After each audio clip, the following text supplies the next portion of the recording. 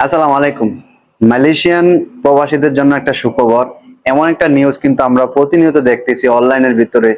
অনেক জায়গা থেকে বিভিন্ন সংস্থা কিন্তু নিউজ করতেছে যে মালয়েশিয়ার প্রবাসী যারা অবৈধ আছে তাদেরকে বৈধতা দেওয়া হবে, অথবা যে সকল প্রবাসী নির্দিষ্ট কোম্পানি ছাড়া অন্য কোম্পানিতে কাজ করে তাদেরকে এই সুযোগটা দেওয়া হবে যাতে করে তারা অন্য কোম্পানিতেও কাজ করতে পারবে। তো এখন আমরা বিস্তারিত জানবো সরাসরি। এখন আপনাদেরকে আমি পড়ে শোনাবো যে আসলে কি এই কার্যকলাপ গুলা শুরু হচ্ছে কিনা। তো এখানে দেখেন, মালয়েশিয়া বর্ষাকৃত অবৈধ কর্মীদের বৈধকরণ প্রক্রিয়া এবং প্রতিষ্ঠানের পরিবর্তন করা, মানে নিয়োগকৃত নিয়োগকৃত যে প্রতিষ্ঠানগুলো আছে এগুলা পরিবর্তন করার মানে সিদ্ধান্ত নিয়েছে দেশটির পররাষ্ট্র মন্ত্রণালয় এবং আপনার মানব সম্পদ মন্ত্রণালয়।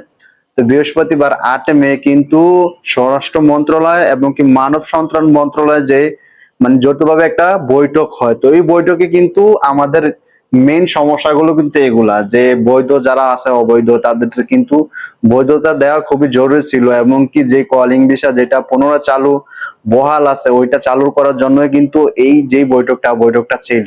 তো এখানে কিন্তু স্পষ্টভাবে বলা হয়েছে যে নতুন করে লোক আনার যে প্রক্রিয়াটা এটা এখনো পেন্ডিং আছে, এখনো কিন্তু এটা কোনো ঘোষণা আসে নাই বিস্তৃত। বাট এখানে বলা হয়েছে যারা অবৈধ আছে তাদেরকে বৈধতা দেওয়ার মতো কোনো একটা সুযোগ তারা অতি শীঘ্রই খুলে দেবে। এবং কি এখানে বলা হয়েছে যে সকল কর্মী এক কোম্পানিতে এসে হয়তো কাজ নাই, হয়তো বা সে চেঞ্জ করতে চাচ্ছে, তারা কিন্তু এই সুযোগটা অলরেডি পাবে।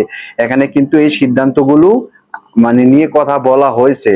তারপরে বলা হয়েছে বিষয়টি স্বরাষ্ট্রমন্ত্রী দাতুশ্রী সাইফুদ্দিন নাসটি বলেন, বিদেশি কর্মীদের দেশে ফেরাতে পাঠানোর সময় নিয়োগকর্তাদের জন্য উপস্থিত থাকতে হবে। নিয়োগকর্তা যেকোনো অবহেলা বা ব্যর্থতার কারণে কর্মীরা ক্ষতিগ্রস্ত হলে তাদের বিরুদ্ধে ব্যবস্থা নেওয়া হবে। এমনকি নতুন করে কেনাকাটা আবেদনের কোটা আবেদনের বিধিনিষেধ আরোপ করা হতে পারে। এছাড়া বৈঠকে আরো 10 লাখ বিদেশি কর্মী নিয়োগের বিষয় নীতিগত সিদ্ধান্ত গ্রহণ হয়েছে। মানে এটা একটা খুশির খবর বলতে পারেন।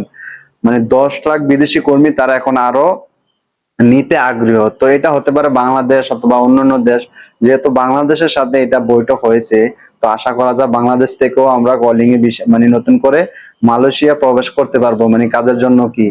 তো আশা করি যারা এই নিউজ গুলো শুনতেছেন এটা আসলে ভুয়া নিউজ না, সত্য নিউজ। তো আমি আপনাদেরকে এটা কিন্তু আমি মুখে বানানো কথা নয়, এটা আমি কিন্তু অলরেডি একটা পেজের থেকে আপনাদেরকে পড়ে শোনালাম, ঠিক আছে। তো আমি যদি আপনারা যদি বিশ্বাস না করেন, আপনারা কালেন কটর যে পত্রিকাটা আছে ওইটার মধ্যে ঢুকে কিন্তু আপনি বিস্তারিত গুলো পেয়ে যাবেন। তো আশা করি আপনি এই তথ্যগুলো পেয়েছেন।